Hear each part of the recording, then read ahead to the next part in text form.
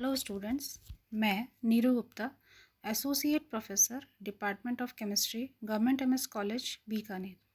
Students, आज हम BSc part first के फर्स्ट पेपर और कार्बनिक रसायन की फर्स्ट यूनिट के फर्स्ट चैप्टर एटॉमिक स्ट्रक्चर, जो हमने पिछले 2 लेक्चर्स में स्टार्ट किया था, उसके अगले टॉपिक को डिस्कस करेंगे। और हमारा आज का टॉपिक है हाइजेनबर्ग्स अनसर्टेनिटी प्रिंसिपल, अर्थात हाइजेनबर्ग का अनिश्चितता का सिद्धांत। स्टूडेंट्स, इससे पहले हम डी ब्रोगली इक्वेशन के बारे में बात कर चुके हैं। उसी टॉपिक को, उसी बिंदु को हम आगे बढ़ाते हुए आज इस टॉपिक को स्टार्ट करते हैं। हाइजेनबर्ग अनसर्टेनिटी प्रिंसिपल क्या है? The idea of de Broglie wave for a particular particle such as an electron means that the particle cannot be precisely localized. De Broglie का जो आइडिया था, उसका क्या मेन कॉन्सेप्ट था कि कोई पार्टिकल या कण, जैसे कि इलेक्ट्रॉन है या इस तरह का कोई पार्टिकल है, उसकी सही स्थिति को हम नहीं ज्ञात कर सकते।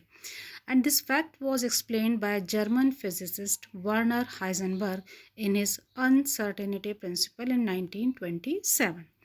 और इस फैक्ट को 1927 में एक जर्मन वैज्ञानिक वर्नर हाइजेनबर्ग, जिनके नाम पर ये अनिश्चितता का सिद्धांत प्रतिपादित किया गया, वो समझाया गया। And according to this principle, और इस सिद्धांत के अनुसार हम इसे कैसे बता सकते हैं, that it is not possible to determine exactly both position and velocity or momentum simultaneously of a particle having wave nature। अर्थात किसी कण, मतलब जिसकी हम, जैसे यहाँ इलेक्ट्रॉन की बात कर रहे हैं, कि स्थिति और वेग दोनों को एक साथ ज्ञात करना संभव नहीं है। इसे हम दूसरे शब्दों में इस प्रकार भी व्यक्त कर सकते हैं, it is impossible to determine both position and momentum और वेलोसिटी ऑफ एन इलेक्ट्रॉन और any other moving particle simultaneously. अर्थात किसी गतिशील कण, जैसे कि इलेक्ट्रॉन की प्रकार का, उसकी पोजीशन अर्थात स्थिति और उसकी वेलोसिटी अर्थात वेग, दोनों को एक साथ ज्ञात करना संभव नहीं है। The uncertainties in the determination of position and velocity vary inversely। अब हम इस प्रिंसिपल को, इस सिद्धांत को थोड़ा एक्सप्लेन करते हैं और हम ये जान पाते हैं कि अनसर्टेनिटी या अनिश्चितता, चाहे वो स्थिति को लेकर है या वेग को लेकर है, वो बहुत ज़्यादा इन्वर्सली वेरी करती हैं या वितरित होती हैं। Hence, if one is determined accurately, the other must be determined with less accuracy। हम इसे इस प्रकार भी कह सकते हैं कि यदि हम एक को एक्यूरेटली या पूर्ण रूप से सही तरीके से ज्ञात कर पाएँ, तो दूसरी उतनी ही कम एक्यूरेसी से या कम यथार्थता से हमें प्राप्त होगी। इफ़ वी ऐड और subtract energy from a system under observation, it will undergo a change in velocity और चेंज इन पोजीशन।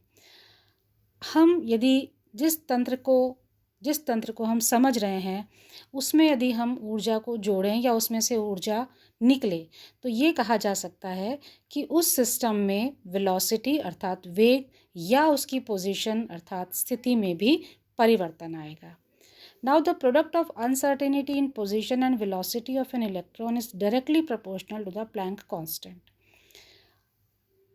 स्थिति और वेग की अनिश्चितता का प्रोडक्ट, गुणनफल, किसके प्रोपोर्शनल होता है, किसके अनुक्रमानुपाती होता है? प्लैंक कांस्टेंट की। If delta x and delta p are the uncertainties of position and momentum of a particle respectively, the product of uncertainty is given as, यहाँ हम दो सिंबल्स ले रहे हैं। डेल्टा एक्स जो कि अनसर्टेनिटी इन पोजीशन है अर्थात स्थिति की अनिश्चितता है, और डेल्टा पी जो कि वेग, संवेग की अनिश्चितता है। उन दोनों का जो गुणनफल है वो अनसर्टेनिटी नियम के अनुसार इस इक्वेशन से दिया जा सकता है।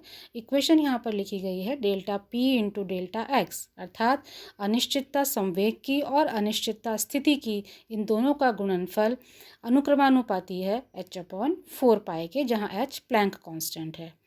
अब हम डेल्टा पी को सिंप्लीफाई करते हैं। डेल्टा पी की वैल्यू हम जानते हैं m इंटू डेल्टा वी होती है, तो हमारे पास जो मॉडिफाई इक्वेशन आएगी वो होगी delta x into m delta v and is inverse very inversely h/4π, जहाँ डेल्टा एक्स जैसा हमने कहा अनसर्टेनिटी इन पोजीशन है, यानी कि स्थिति की अनिश्चितता है।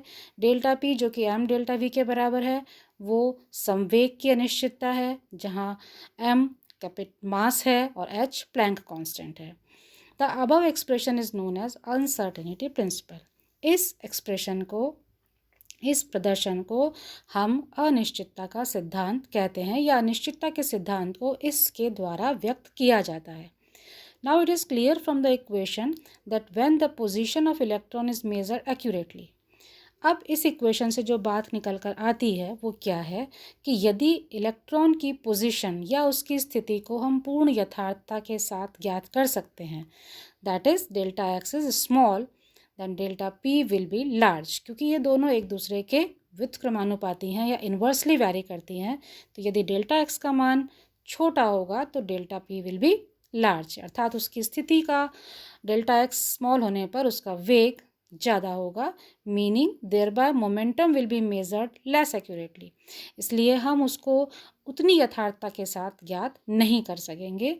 Hence it is not possible to pinpoint the position of electron in an orbit और ऑर्बिटल। तो इस इक्वेशन को हम थोड़ा सा और मॉडिफाई करते हैं। हमारे पास जो उपरोक्त समीकरण है वो किस रूप में है, delta x into m delta v equals to h/4π, और हम m चूँकि बहुत छोटा है इसलिए हमने इस इक्वेशन को मॉडिफाई किया, delta x into delta we. m को हम राइट हैंड साइड पे मूव कर देते हैं, तो हमारे पास जो मॉडिफाई इक्वेशन आती है वो आती है h/m into 1/4π। Now for a small particle like electron the mass is very small. Electron का जो द्रव्यमान है वो बहुत छोटा होता है, बहुत कम होता है, and hence the value of h/m is considerable. Therefore the product delta x into delta v या delta p into delta x has a considerable value, so the uncertainties are high in case of electron. इसलिए electron के लिए जो अनिश्चितताएं हैं उसकी स्थिति की और उसके वेग की वो बहुत ज़्यादा होती हैं, और इसकी अप्रॉक्सीमेट वैल्यू जो कैलकुलेट की गई है वो 0.6 है। Now this value indicate that the uncertainty principle is very important for atomic particles. इस आधार पर ये कहा जा सकता है कि एटॉमिक पार्टिकल्स के लिए या परमाणुवीय कणों के लिए अनसर्टेनिटी प्रिंसिपल या अनिश्चितता का सिद्धांत बहुत इम्पॉर्टेंट है। अब हम इसी से रिलेटेड दूसरे टॉपिक को भी कंटिन्यू करेंगे, वो है एटॉमिक ऑर्बिटल्स या परमाणुवीय कक्षक। Heisenberg uncertainty principle says that it is not possible to locate exactly electron at a particular time. Heisenberg का जो सिद्धांत है वो हमें क्या कहता है कि हम इलेक्ट्रॉन की किसी एक निश्चित समय पर स्थिति ज्ञात नहीं कर सकते, हमारे लिए वो स्थिति ज्ञात करना संभव नहीं है। We can simply predict the probability of finding the electron at a particular position। तो हम ये कह सकते हैं कि एक संभावना है कि इलेक्ट्रॉन किसी एक निश्चित स्थान पर पाया जा सकता है। The probability differ from point two point, और ये जो प्रायिकता है उसके पाए जाने की वो प्रत्येक बिंदु पर अलग होगी। The probability distribution pattern give rise to a new concept of the orbital, that it is not a particle but a cloud of negative electrons। और इस आधार पर एक नया कॉन्सेप्ट कक्षक का दिया गया जिसमें ये कहा गया कि इलेक्ट्रॉन एक्चुअली एक कण नहीं है बल्कि बहुत सारे ऋणात्मक कणों का एक क्लाउड है या एक अभ्र है। इसलिए the region in 3-dimensional space around the nucleus where there is maximum probability of finding an electron is called an orbital.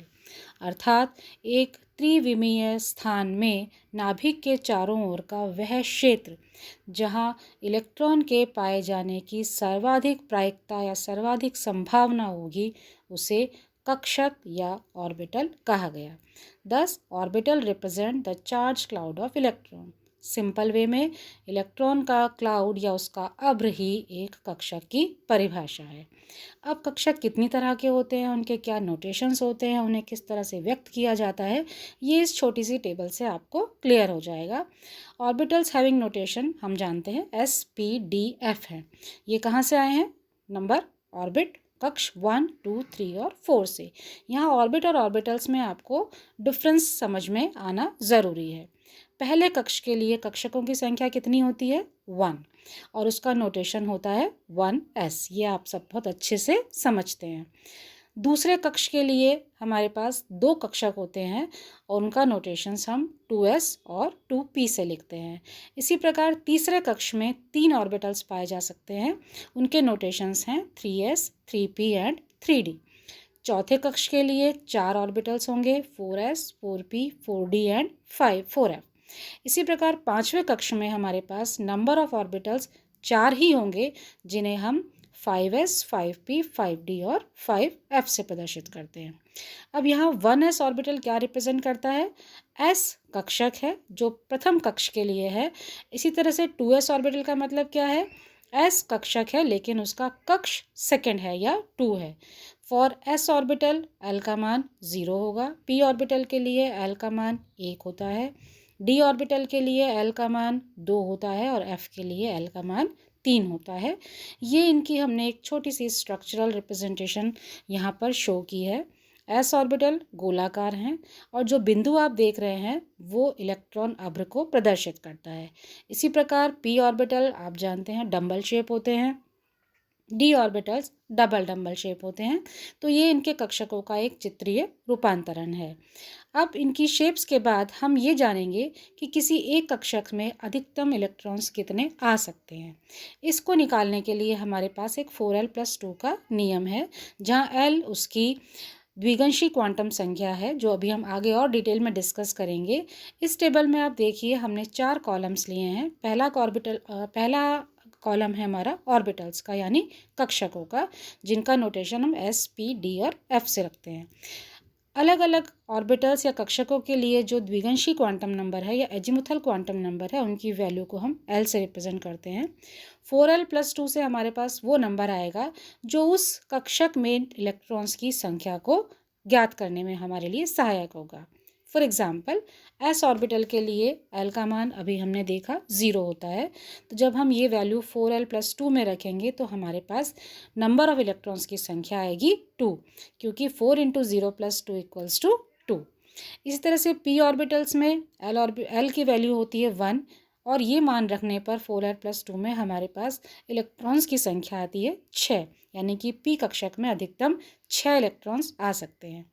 इसी प्रकार d कक्षक की हम बात करें तो l का मान है 2 और 4l+2 में ये मान रखने पर इलेक्ट्रॉन्स की संख्या हमें प्राप्त होती है 10, अर्थात d ऑर्बिटल्स में अधिकतम इलेक्ट्रॉन्स 10 आ सकते हैं।